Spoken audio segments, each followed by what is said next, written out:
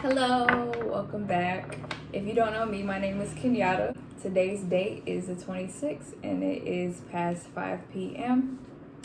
Thank you for tuning in. Thank you for coming back to view my video. I couldn't wait to make this video because I was like, I need to do a little something. I need to work on my editing skills. So I'm so excited to do that process. I like to set the intention. The intentions is to just share my experiences and to encourage other people to do the same. Show up as their authentic self and to just not be afraid of your story, to speak your story, and just to have conversations, healthy conversations around those stories and experiences. So thank you guys for tuning in. Today, the topic that I wanted to discuss is a Black woman's fear on becoming a mother. This topic, it's close to me because I'm currently 22 weeks pregnant, and before I found out I was pregnant, I did not have plans or dreams on becoming a mother.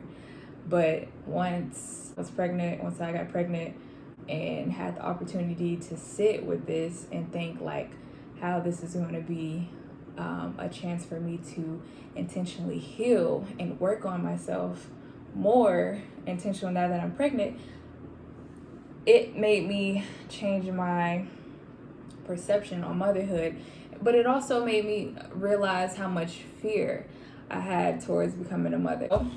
As you know, I took notes, so if you catch me looking down, it's just to make sure I don't leave anything out, because I'll start rambling and it just helps me to stay organized. So that's what I'm looking at if you see me looking down. Black people, we have so much common stuff, like so many things in common. Our upbringing, like we have these insiders. We got Black Twitter, we have embracing Black culture, because we all know certain experiences because we all share the same similar experiences. Some of them can be positive and some of them can be negative. Positives, I was thinking while I was doing my notes, I was like, okay, so what are some positive things that we share that we can be like, oh yeah, I already know about that. Like one of them was Saturday mornings, you have your grandma's house and you smell bleach, you hear pots and pans, you hear church music. It's time to get up. It's time to get up and help clean. Sunday morning, we go to church from 8 a.m. to 2 p.m. Like, it's like a part-time job. Like, those are the positive things that we share as a collective of being Black. And then the negative that I was thinking of, absent fathers, strained relationships with mothers, we share those as well. And one of the topics, like I said today, I wanted to discuss the topic around motherhood and how I had so much fear around it, and how this pregnancy made me realize how much fear I had around it. And also it made me also realize too that I still have work to do surrounding that area of my life and that relationship in my life.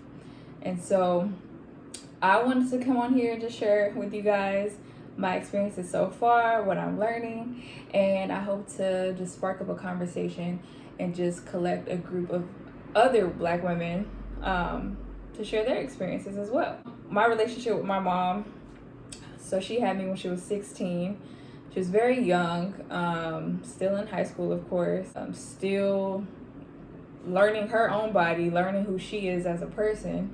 So she really, from a young age, she had her own demons that she had to deal with, from abusive relationships to, fresh pregnancy, still figuring out things on her own. And in terms, like, with me growing up with her, still growing up, I got to witness a lot of, her own challenges. And she couldn't be there for me in a way that I would have liked or needed her to be. Luckily now we have a relationship to where I understand her, and even going through my own experiences with relationships, I began to have more empathy for her instead of hate towards her. I don't think that any of her behavior towards me was intentional. I feel like she simply just did not know how to provide a space for, emotional security and protection, because she wasn't given that as a child herself. So she was just kind of just going with what she knew, which, growing up, the older I got, like in high school, I understood that, but the other part of me was still, the hurt part of me was still like, okay, well, that's not my problem. Do what you got to do to fix it. Not understanding, having the level of understanding how it's difficult for her. And it's so weird saying that now, because a couple of years ago, I was still in that mindset of just like, do something different. And I still have my moments where I still, don't get me wrong, like I still have my moments where I'm like, do something different, but I'm just now entering into a space of having more compassion and acceptance and understanding of where she's at right now in her journey. I just kept seeing, I noticed, so the older I got as well, like when I got in college, I started realizing how it was other Black women that had this same feeling towards their mother. They're feeling like their mother wasn't there, feeling like they couldn't talk to their mom, feeling like, there's like, this tug of war with the relationship between them and their mom. The other thing that I also noticed as well is that women that typically don't heal or deal with those emotional pain, that emotional baggage, have the same kind of type of relationship with other Black women. You see it in insecurities, you see it in jealousy, you see it in the need to compete. And I say all these things, and it's easy for me to say it because I was once that, in a way, subconsciously, like feeling like, oh, I would always say things like, well, I can't be friends with females because ABC, this, females are this, females are that. Not realizing that I was just speaking from a place of hurt. First, I would hear from females, like just different women in their experiences, females are messy, females are this. And then I started seeing the behavior with my family, with like female figures in my family. You can tell that there was this deep rooted like bitterness of just not dealing with their own motherly issues. You can tell how they interact with women, how they make fun of women, how they joke and talk down on women in a passive aggressive way. Nothing encouraging, nothing uplifting, just always gossip and negativity. It took me getting out. This wasn't all a realization over, a month. Like, this took years, like, of me just starting to like put stuff together, putting pieces and finding pieces and being like, oh, okay. And so I started seeing that within my family, and I definitely didn't want that. I started to see it with myself too. Like, I didn't really have that many Black female friends, because I think in my brain, I honestly felt like, I felt that I just wasn't going to be good enough to hang out with them, or like, honestly, it was a lot of stuff. It was like mother stuff, insecurity, feeling like I gotta compete in a certain way, not even trying to compete, but feeling like I gotta compete to not lose whatever it is that I'm trying to compete for. I don't know if that makes sense, but I'm pretty sure like you guys get what I'm saying. Women that's being honest with themselves, like they know what that is. But honestly, it wasn't until, I feel like I've always been working on healing my relationship with my mother, but whenever I took the time and made an effort and allowed myself to feel emotions and go through those stages, I finally got to a place where I embrace Black women. When I see a Black woman, I'm happy she's Black. I'm just happy we can relate. Like, there's no need for me to feel like, I have to compete or I have to be insecure in a way, because everything that I want, I can have it too. And there's enough for me and you. Ooh, Okay, there's enough for me and you, so there's no need for me to compete. But it wasn't until I actually took the steps and intentionally, now knowing what I know and seeing the things that I see now from the perspective that I see it in, I can intentionally keep healing that and nurturing that and attracting more healthy friendships with Black women. And I don't, like I said, I think that's a wonderful feeling, to just be in a space where I can just be like, okay, like me and you, we're sisters. We share the same battles. There's no need for me to point out your flaws, or you point out my flaws. We're here together, working on this together, and I feel like that's so beautiful. I just get so excited talking about us, because man, like years ago, I would have not been in this space at all. I'm just happy for that. The next thing, being pregnant, becoming pregnant is what made me realize, like, when I got pregnant, the circumstances was not planned. I was not planning this at all. This wasn't obviously I'm not married. I just wasn't planning it. I mean, I'm 26, I'm old enough. I feel like I'm at the perfect age. Not that there's an age, that you shouldn't have kids or anything, but looking at where I'm at now, I'm happy where I'm at. And but it wasn't until I got pregnant that I realized, like, oh, like, we got a lot of fear here. Should I keep it? And I'm afraid, what if I'm not gonna be able to protect the baby? And like, there were just so many thoughts. I usually wake up in the middle of the night, and like, I feel like that's when spirit speaks to me and talks to me through just different things. Like, it could be through videos, through people, through dreams. I had a nightmare. The nightmare woke me up. The nightmare wasn't about anything motherly related, but woke up, and then I just was like, something was just like, go journal. And so this is when I was like early on in my pregnancy. I was just trying to figure out if I wanted to keep the child or not. I was just like, I'm trying to figure out what do I want to do, and then that's when I thought, like, oh, this is a time for me, even though I know the things that I know, and I went to college and got into psychology and started studying and try to get an understanding of trauma and all that. Now this is a time for me to intentionally heal. Like, now that I have a child, I can't put it off if I want to be better as a mother. I can't allow myself to go into the places that I've allowed myself to. I have to be a good healthy role model for my child. And when I was just sitting there writing that out, I was like, well, damn, like, okay. And it changed the whole perspective. And then it made me realize, dang, like, Kenya, you got a lot of fear. Why do you think you're not gonna be a good mom? Why do you think that you're not going to protect your child? Look at the things that you know now.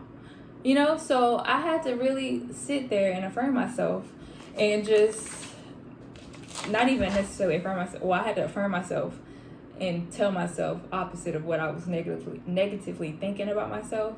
But I had to bring awareness to those fears and that doubt. So yeah. So how am I healing? Excuse me. So how am I healing myself and the relationship with my mother? So I was making notes here so I wouldn't forget anything. And while I was making my notes, I thought about the stages of grief. There's 5 stages of grief, right? You have denial, anger, bargaining, grief/depression, and then number 5, acceptance. First thing that popped up in my mind before I thought about the stages of grief was allowing space for my inner child to speak up. Growing up, I didn't have a safe space to express my emotions, to express my thoughts or my feelings. I just journaled. That was my way out. That was my way of expressing. There wasn't a talk session that I could have with my mother. And so now I'm at a point where I allow my inner child, that wounded inner child that didn't have that space or that place to show up for, I allow her to enter into the room. Like, I allow her to express herself. Now I work on doing it in a healthy way, okay? Because at first, and this is when I started thinking about the 5 stages of grief. I first started finding my voice and allowing myself to express myself, I feel like I don't know if this is the right word, but I feel like I overcompensated for the things. Like I feel like my inner child overcompensated for all the times that I was not allowed to express myself. And what I mean by that is when things would happen or when I would go or have the opportunity to express myself, I would do it in a way, looking back, which is understandable. Looking back, I would do it in a way of like anger and forceful and forcing my point, pushing my point. I'll give you an example. When it came to like when I finally got rid of the fear of expressing myself to my mother without worrying about her retaliating or worrying about getting a whooping or whatever, and when I got to the point where I was able to express, whenever I would express, I would let her have it. Not in a way of like me cussing her out, but in a way of like, oh, you finna know how I feel. And it would get to the point where I would push it on her, which, yes, I had every right to feel what I felt, because that's years and years of built up anger, built up resentment. So you're allowed to feel what you feel, but you have to get to a point where you can express it in a healthy way. If someone's constantly yelling and raising their voice and coming at you in an aggressive manner, you're not going to hear it. It's not going to get through. Whatever you're trying to push to them or force onto them, it's not going to get through. And that's something I had to learn over the years and still learning. Even after I would express myself and express how I feel, even though I would feel good, I still felt empty. It didn't really satisfy me, and it was because my expectations was really high. I got to a point where I was expressing myself, and I'm like, okay, now that I told her how I feel and how this hurts and how now she finna do a 180. It's finna change. The whole game's finna change. Now she finna be the mother, the loving, attentive mother that I need her to be. And I would have that expectation so high that when it didn't happen, it would set me back, because I was constantly letting myself get disappointed. So going back to the 5 stages of grief, I kept going back and forth between, anger and bargaining and grief / depression. Like I was going through those stages for so long. It showed in my relationships. It showed, in the men that I dated. It showed in myself, how I carried myself. It showed all over me in ways that I honestly didn't really see until now. But I was going through those stages so much. With me being pregnant and stuff, I've been very in touch with myself and in touch with my emotions. And so I think my mom had called me and she was just, expressing some things to me, and I had got kind of triggered. And I was just like, I felt that child in me wanting to be like, why can't you just do it? Just do it. Be what I need you to be. Be the person who I want you to be. And I found myself like feeling a way about it. But then I realized too, like, dang, well, you know what? This stuff that she's going through, you just experienced it, just a piece of it. I couldn't imagine, going through a lot of the things that she's going through. And a lot of the things that she's been through, it's going to take time for her to heal that. She's 40 something right now, 42. Stuff's not going to just flip and change in a day. So understand that. And then I was just like, dang, so after that conversation, I had messaged her and I told her, I said, I love you. And, I accept you for where you are in this journey. And that gave me peace. It gave me peace for myself, because I didn't have to worry about this thing of me trying to feel like I got to fix it, or I got to hurry up and do something. I don't have to be mad at her. Just understand that, this is where she's at. And so whenever I felt that, it was easy for me. And I had to understand too, with me, the universe will place different women or different figures in your life to help you to compensate for the things that you feel like you lack on. For example, One of the ladies that I'm gonna mention a whole lot is my great aunt Ruby. She sparked the journey, my healing journey for me. She started it. She helped me. She's the one that guided me to the path and told me this is what we need to be focusing on. This is where you need to go. If you're trying to deal with these things, you need to go down this path. Her compassion, her love, her understanding, her patience for me, I aim to be like that woman. I aim to be myself, but I aim to have as much compassion, patience, and love like she carried. You know, my Aunt Ruby, every time I would come to her and tell her, like, you know, this is what I failed, this is what I messed up on, afraid that she's gonna judge me. Never just been like, oh, you disappoint me, you're just a failure. Nothing, just always show love and compassion. And so in that moment, I thought about my mom. Like, my mom just needs compassion and love. She didn't get that. So me, you know, banging on her head about what I wish she would do better on it. Mom, Ruby didn't do that to me. So it's just like, it was easy for me to have that. So I hope you guys understand where I'm coming from. To sum everything up that I'm saying, to try to keep this video as short as possible and not ramble, pregnancy, with me going through this pregnancy, it's just made me realize how much fear I had towards motherhood. And it made me more aware of the things that I still have to work on. It made me grateful for the journey with my mom, how far we've come. Mom, I know you're gonna watch this video. I love you so much, and I'm so proud of you and the woman that you're becoming. I'm happy for our relationship. I'm so grateful for the experiences, all the lessons, everything, the pain, the ups, the downs. I'm grateful for all of it. And I just want to encourage other Black women, Black men as well too, to actually take the time to allow yourself to feel those emotions, whatever it is that you felt that you didn't get as a child. Go through those stages, feel angry, feel whatever it is that you need to feel. Allow yourself a space to heal and just keep working on it. And the more you work on that relationship, those relationships that cause a lot of pain, the more healing you have, the more people, the better friendships you develop and attract with other people. Like I said, I don't want to end this video, but I really hope that this hit you guys, and I hope that it touched you guys in a way that you can relate.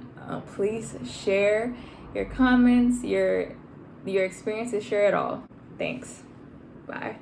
Okay, so today's the next day. It's September 27th, and it's like 8:33 a.m. And while I was finishing editing my video, I was like, oh, I forgot to mention something. So during this healing process, there may be times where you have to limit your exposure to people that hurt you.